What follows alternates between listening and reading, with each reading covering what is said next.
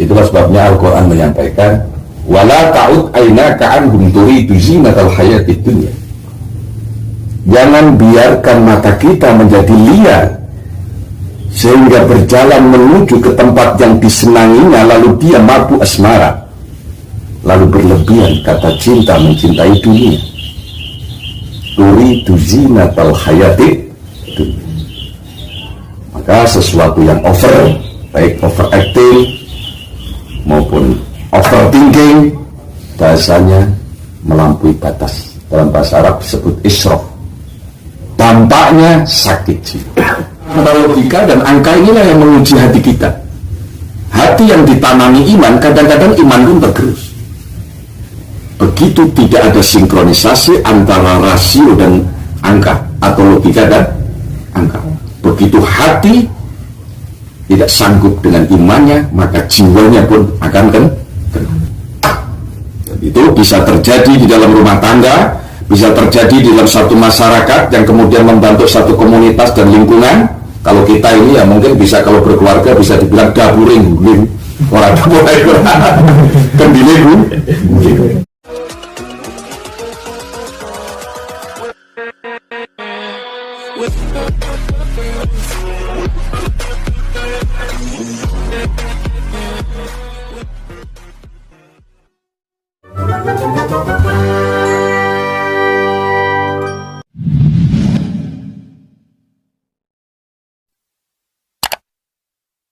Assalamualaikum warahmatullahi wabarakatuh. Sore hari ini kita bersama-sama Suwan Pak Yai dalam rangka nemenin mahasiswa yang praktek di sini, sama nemenin Mbak Diana selaku pekerja sosial yang baru saja bekerja di sini kurang lebih seminggu yang lalu. Jadi nanti kita akan lebih banyak ngobrol sama mahasiswa, sama Pak Yai dan sama Mbak Diana terkait pelayanan sosial yang ada di sini. Jadi jangan lupa tetap saksikan di channel YouTube Maunatul Mubarak. Terima kasih. Baik, perkenalkan saya Gigi Mansyah, mahasiswa psikologi angkatan 2017 dari Unisula.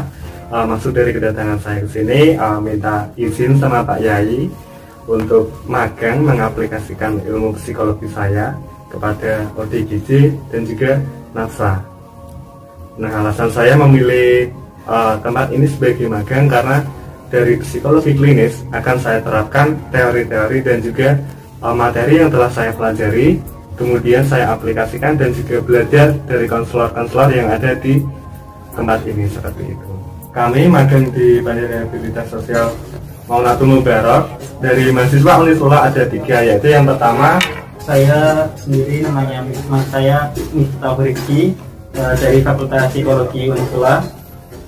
Tujuan saya magang di sini itu salah satunya untuk mengaplikasikan ilmu-ilmu yang sudah saya dapat dari bangku perkuliahan, itu untuk mengaplikasikannya ke kehidupan yang benar-benar nyata, untuk menyelaraskan apakah benar-benar hubungannya sesuai dengan ilmu yang saya dapatkan di bangku kuliah dengan kehidupan yang nyata. Nama saya Dimas Bayu Saputra dari Fakultas Psikologi Unisula. Saya memilih magang di sini karena sesuai dengan keinginan saya, yaitu ingin mempraktekkan sebuah ilmu yang telah saya pelajari dan juga butuh pengalaman baru di sini mengenai bidang klinis, yaitu konseling di ODGJ dan pasien-pasien NAFSA, seperti itu.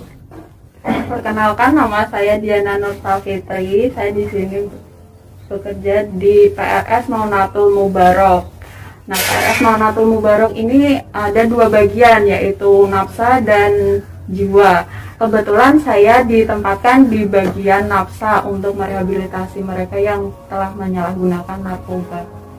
Selamat sore Pak Yai, ini ada rekan saya baru diterjunkan dari Kementerian Sosial untuk menangani NAFSA. Beliau ini namanya Diana. Diana ini dulu lulusan STKS, jadi di sini dia menjadi Teksos untuk IPWL Maunatul Mubarak. Saya juga meminta bimbingan dan petuah-petuahnya untuk Mbak Diana yang baru ini, dan juga untuk saya yang sudah lama di sini mungkin masih ada kurang, masih ada yang enggak berkenan, mungkin mohon bimbingannya untuk kami menjadi konselor yang lebih baik lagi dan Peksos juga yang lebih baik untuk IPWN 01.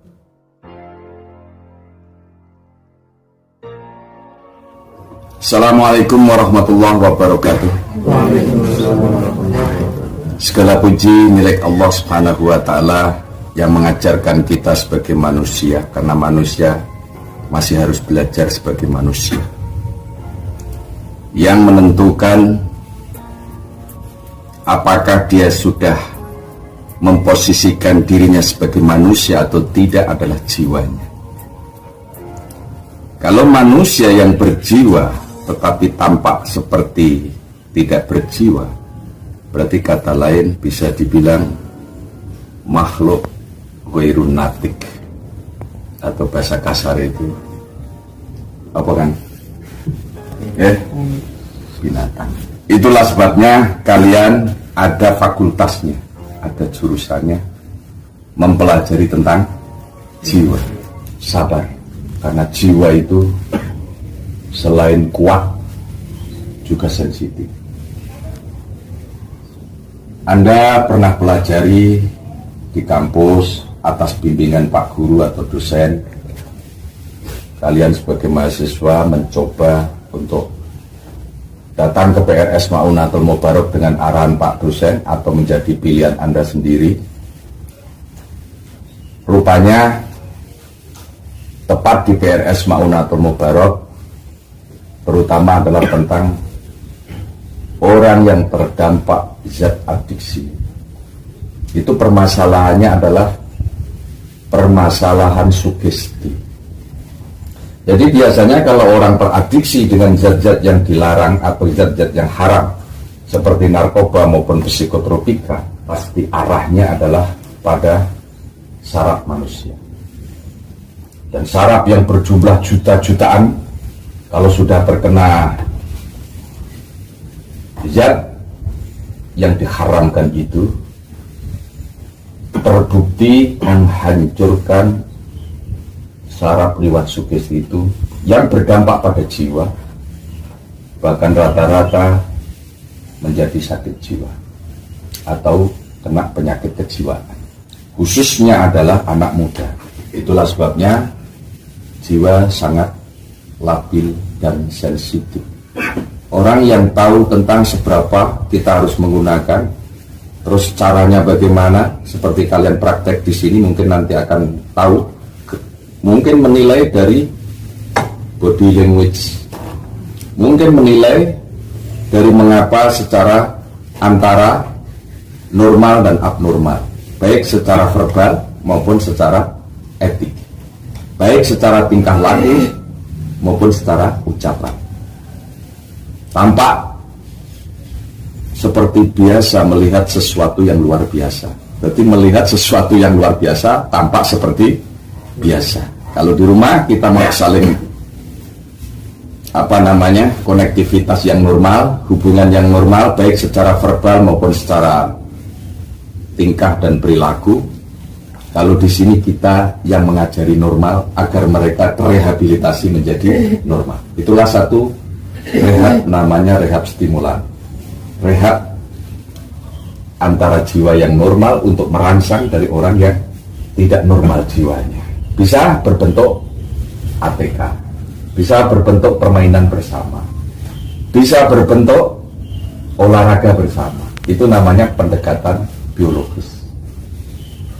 Lebih kepada dominan detoksifikasi, yang toksinnya bisa untuk meringankan beban pikirannya kalau keluar lewat keringatnya.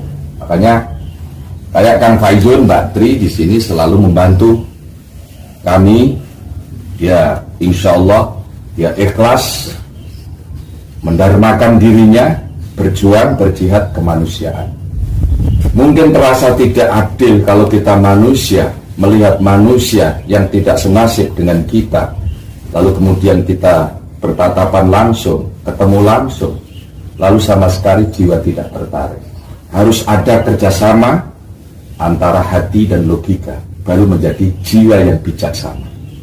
kerjasama antara hati dan logika, berarti kebijaksanaan tetapi yang rasional, baru namanya wisdom. Apa? Bijaksana.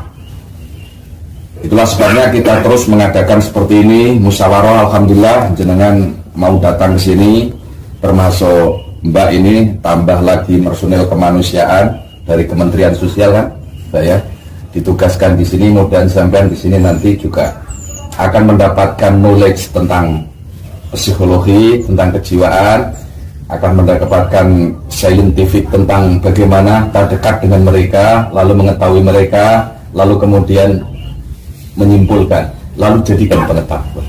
Insya Allah semakin terus kita maju, semakin terus kita mendekat, semakin banyak yang kita ketahui. Syaratnya bersabar. Syarat yang kedua, ma'alladzina yad'auna rabbahum. Kita kumpul-kumpul seperti ini agar kita selalu terus ada vertikalisasi kepada Tuhan. Apa namanya? Berdoa. Karena doa, fungsi yang paling hebat itu adalah mampu merubah keadaan dan situasi. Selain kita ikhtiar dan usaha secara maksimal, kreatif, aktif dan positif, kita jangan lupa kumpul-kumpul dalam rangka bagaimana sinkronisasi antara horizontal dan vertikal. Disitulah jiwa akan nyaman. Poin daripada jiwa adalah jikalau jiwa itu merasa nyaman, maka akan tampak jiwa itu pada sisi manusia. Berarti kalau dibalik menjadi manusia yang berjiwa. Bil ghadawati wal asyi, pagi, sore, terus kita belajar, siang, malam terus kita belajar. Karena belajar itu walau benaka wa benahu bahrun minan nar. Apapun risikonya sejak kita mulai minal mahdi lalahdi, dari kita lahir bahkan sampai kita masuk ke liang lahat, kita tolabul ilmi itu faridoh, wajib. Maka orang yang meninggalkan belajar berarti dia sudah merasa cukup dengan pengetahuannya. Kalau orang sudah merasa cukup dengan pengetahuannya, berarti tampaklah kebodohan. Karena apapun yang kita ketahui menjadi ilmu pengetahuan itu adalah dari sisi Allah. Allah katakan, wa ma utitum minal ilmi illa qalila. Aku tidak berikan kepada mereka orang yang aktif dan kreatif menuntut ilmu, melainkan hanya sedikit saja. Agar supaya jiwa tenang, itu kuncinya di mata. Yang kedua, kuncinya di telinga. Itulah sebabnya Al-Quran menyampaikan, wala ta'ud aynaka anhum turidu zinatal hayatid dunya. Jangan biarkan mata kita menjadi liar sehingga berjalan menuju ke tempat yang disenanginya, lalu dia mabuk asmara, lalu berlebihan kata cinta mencintai dunia. Turidu zinatal hayatid dunya. Maka sesuatu yang over, baik overacting maupun overthinking, bahkan over ide, over ideologi, tetap bahasanya melampaui batas. Dalam bahasa Arab disebut israf. Dampaknya sakit jiwa. Dampaknya sakit jiwa. Itu terima kasih sekali. Banyak orang yang mengkaji, banyak orang yang terus belajar tentang bagaimana apa itu jiwa. Sebenarnya kuliruh min amri rabbi, itu adalah urusan Tuhan. Katakan Muhammad bahwa itu ada urusan Allah, urusan Tuhan. Apa dan mengapa kita belajar jiwa, nak? Atau kita harus tahu tentang jiwa? Karena seseorang yang tahu siapa dirinya, man arafa nafsahu, dia pasti ngerti Tuhan, tahu Tuhan. Artinya dia mudah untuk melakukan apa yang harus dilakukan menghadapi situasi dan kondisi seperti kondisi saat ini atau masalah yang sangat kompleks. Harus betul-betul terjaga jiwa kita. Betul-betul kita mengkoordinir antara logika, angka, dan hati. Sebab antara logika dan angka inilah yang menguji hati kita. hati yang ditanami iman, kadang-kadang iman pun tergerus. Begitu tidak ada sinkronisasi antara rasio dan angka, atau logika dan angka. Begitu hati tidak sanggup dengan imannya, maka jiwanya pun akan kena. Dan itu bisa terjadi di dalam rumah tangga, bisa terjadi di dalam satu masyarakat yang kemudian membentuk satu komunitas dan lingkungan, lalu mengorbankan generasi-generasi muda kita, khususnya di wilayah narkoba. Bisa juga dalam bentuk makro, yaitu hidup berbangsa dan bernegara. Kalau pemimpin-pemimpin kita layaknya jiwanya terganggu, atau mungkin juga jiwanya agak kurang kerjasama dengan pikirannya, mungkin terganggu oleh angka. Kalau negara bisa dibilang APBN-nya kurang, kalau kita ini ya mungkin bisa, kalau berkeluarga bisa dibilang dapuring guling, orang mulai kendiling guling. Mesti itu arah rujukannya, domirnya itu mesti ke pikiran. Kalau setiap hari terus berpikir dan itu tidak rasional, pikiran dan pikiran dan pikiran sama dengan pikiran, sama dengan loropi pikir. Kalau pikirannya terus sakit, tidak mau bekerja sama dengan hati, mungkin sabar, nerimo, ngalah dalam hidup, akan juga kena dampak jiwanya, namanya sakit jiwa.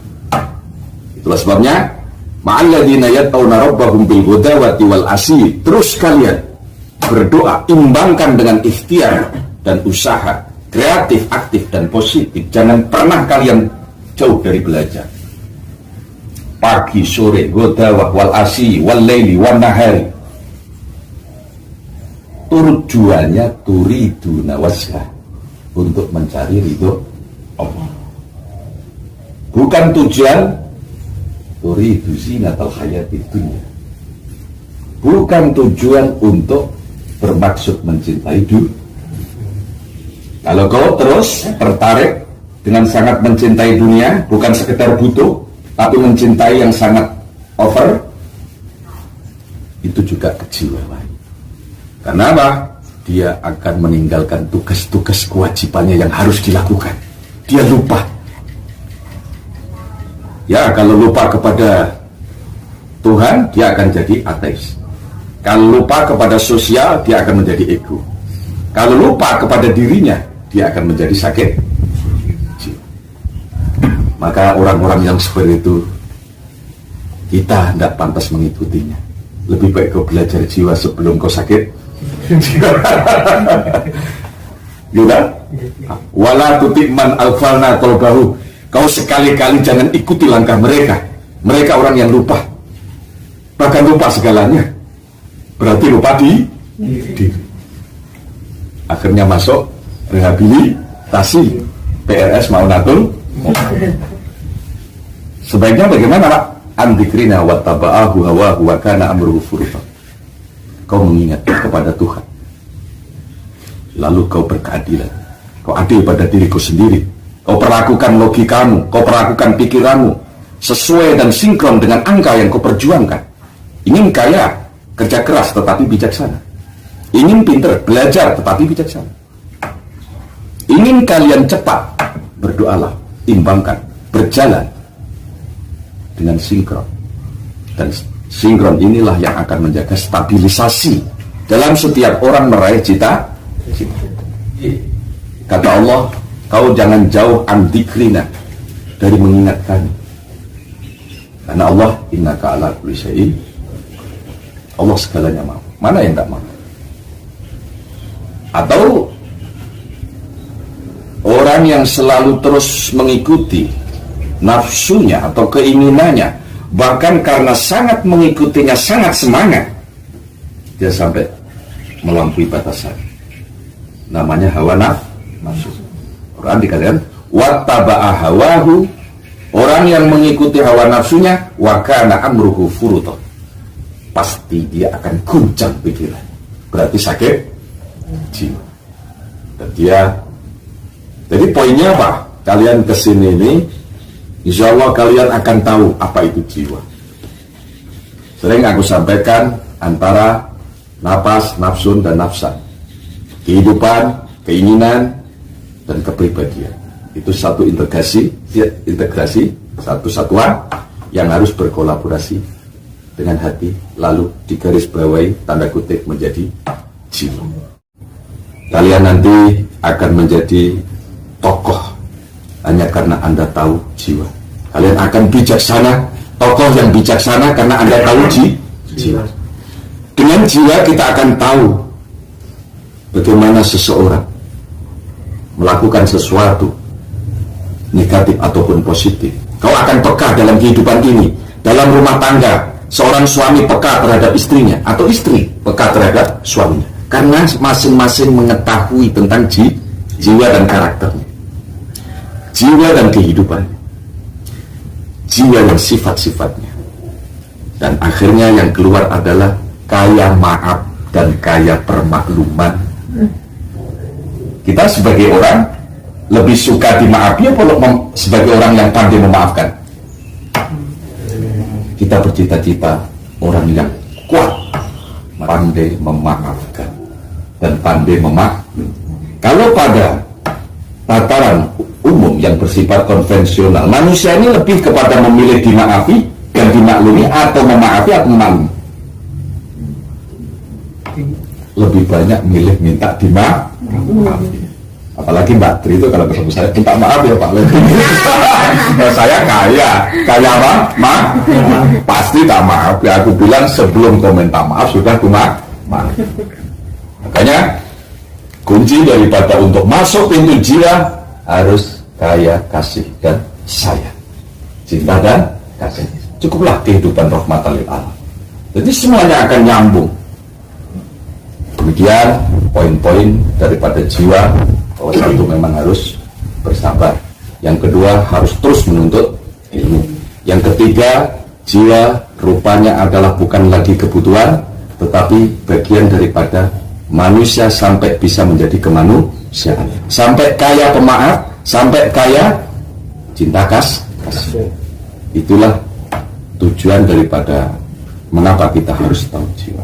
Mudah-mudahan adik-adik dari mahasiswa Sultan Agung ya, sampai kesini ini niat li'la li kalimatillah, menegakkan tinggi pada reputasi ketinggian kalimat-kalimat suci, yaitu kalimat jiwa.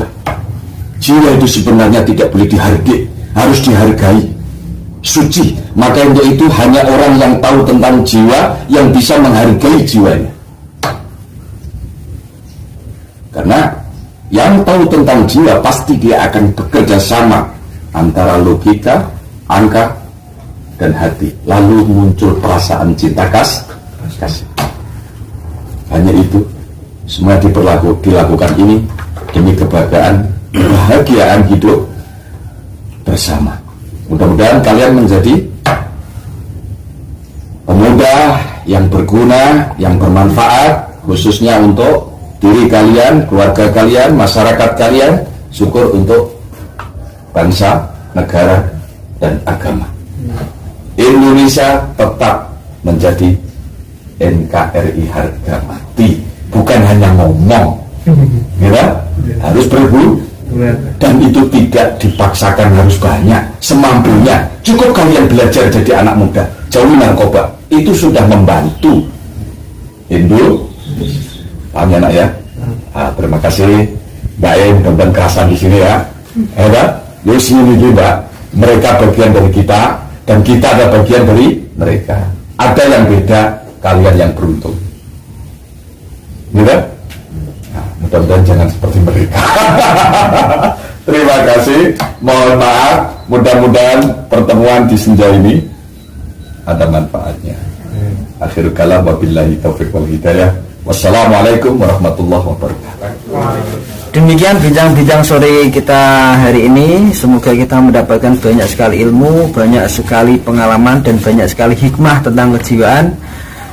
Mengingatkan kembali kepada teman-teman yang belum melakukan subscribe untuk melakukan subscribe secepatnya, karena subscribe itu gratis, dan nyalakan lonceng notifikasinya.